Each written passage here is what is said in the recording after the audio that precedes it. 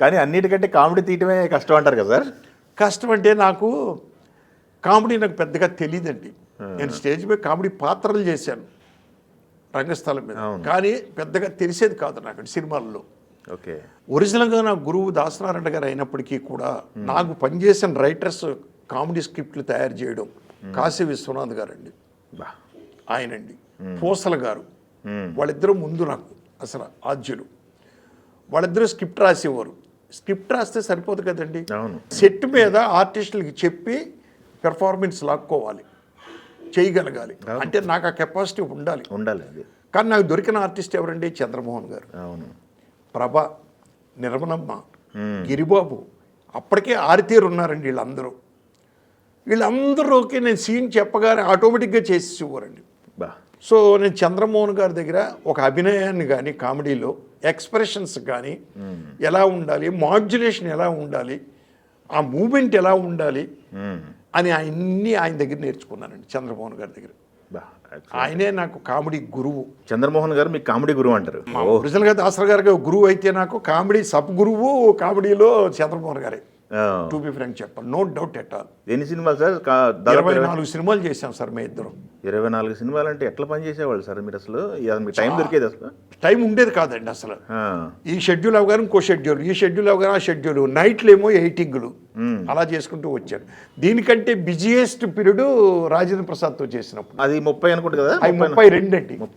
32. ఏం combination sir! అప్పటికే కామెడీలో నేను ఎక్కువ అవస్థపడేవాడిని కాదు, ఎందుకంటే రాజేంద్ర ప్రసాద్ ఆరితేరిన ఆర్టిస్టు కామెడీలో. అప్పటికే వంశీ గారితో సినిమాలు చేస్తున్నాడు ఆయన టోటల్గా.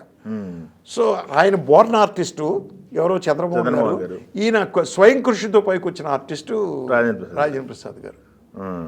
సో అవలేలగా అల్లుకుపోయేవాడండి సెట్లో.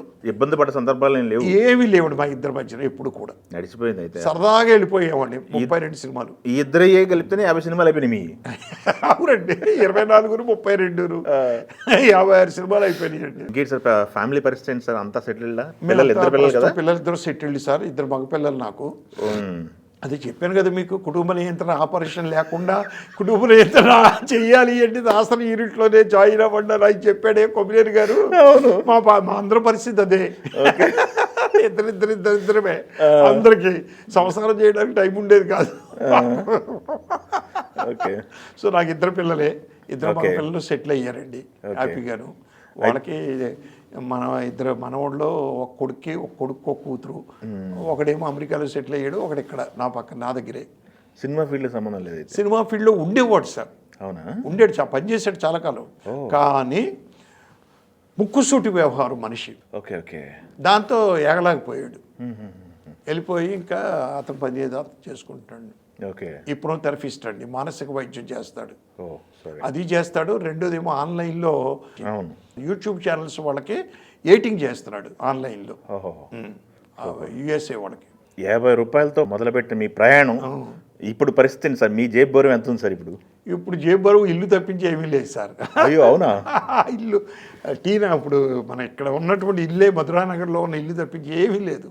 అయ్యో. అంటే నాకు ఫ్యామిలీ ప్రాబ్లమ్స్ ఎక్కువ ఉండి అప్పట్లో. అందరికీ హెల్ప్ చేసేవాడిని అండి. హెల్ప్ చేసి వాళ్ళ కుటుంబానికి, వీళ్ళ కుటుంబానికి, వీళ్ళకి వ్యాపారం పెట్టుకోవాలంటే, పెళ్లి చేయాలంటే వాళ్ళకి డబ్బులు ఇచ్చి ఇలా అందరం చేసుకుంటూ వచ్చేటప్పటికీ మనకి ఇల్లు మిగిలిందండి. ఇప్పుడు అయినా ప్రాబ్లమ్స్ లేవు. అంటే ఎవరిని ఒక పైసా అడగకుండా మనంతటా మనం బ్రతుకుతున్నాం హ్యాపీగా. అదే. అయితే ఇల్లు ఒకటే, మరి ఇంట్లో వాళ్ళు మిమ్మల్ని ఏంటి ఇన్ని సినిమాలు చేస్తా ఇంత బిజీగా ఉండి? అదేమి లేదు సార్. మేడం ఇబ్బంది పెట్టలేదు మిమ్మల్ని? ఏమి లేదండి. మా మిసెస్ వాళ్ళు ఎప్పుడు మనం చేసే పనులకు అడ్డురారు, చేసేవారు కదా. లేకపోతే ఇన్ని పెళ్ళిళ్ళకి సహాయాలు చేయడం, ఉద్యోగాలకు సహాయాలు చేయడం, వ్యాపారాలకు సహాయాలు చేయడం, పెట్టుబడులు పెట్టి అన్నీ చేయడం అనేది జరిగే పని కాదండి. అడ్డు రాలేదండి ఎప్పుడు కూడా, లేదండి. దాసరి గారి శిష్యుల్లో రేలంగి నరసింహరావు గారు, కోడి రామకృష్ణ గారు. అవునండి. మీ ఇద్దరు డైరెక్టర్స్? అవునండి. ఇంకెంతమంది ఉన్నారు సార్? రవిరాజ పినిశెట్టి. రవిరాజ పినిశెట్టి ఇప్పుడు మధ్యలోనే బ్రేక్ ఇచ్చేసి పాపం ఇంట్లోనే ఉంటున్నాడు అక్కడ మద్రాసులో. వాళ్ళ అబ్బాయి పైకి వచ్చాడు.